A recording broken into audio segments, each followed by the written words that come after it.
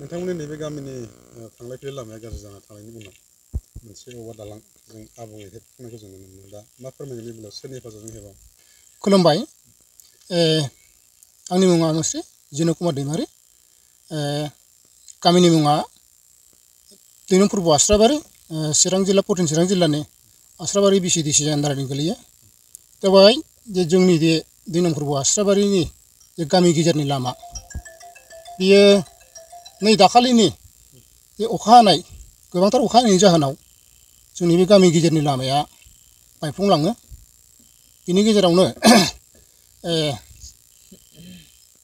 बायनाय दिननि जे साननैसो उनाव जोंनि बारग' डेपुटि चिफ खाम्फा बरगयारि बिथाङा गावनि मानसिखौ थिनहरनानै जे नुलांनायाव बेवहाय गामि गेजेर थांलाय फैलायाव बहुद माने जेंना दं होननानै गावबो मिथिलांदों आरो जोंबो बिथांनाव रिकुवेस्ट खालामदों। जोंहा मावनानै जाग्रा आरो गोबांथार खस्थ' जों रायजो राजाया थाखा फैसा खांनानै जोङो बेवहाय नांथाबनो हानाय नङा होननानै बिथाङा जों बिदि बुंनायाव बिथाङा गावनो औवानि दामखौ 20,000 बेखौ बानायनानै लानो थाखाय फैसानि अनसुंथाइ हरदों आरोखि। दा बिनि बेलायाव जोङो रायजोयैनो ओंखारनानै सप्तासेयानो जाबाय जोङो सानथामा फुंनिफ्रायनो ओंखारबाय। ओमफ्राय माखासे दिनखौ जोङो जाखांनानै ओंखारदों। दा बेखिनिखौ रायजोखौ लानानै जोङो बे खामानिखौ साक्सेस खालामनानै लानाय जादों आरो बेनि बेलायाव जोंहा बुंनो थाङोब्ला जोंनिया LP स्कुल गुदियावनो दङ।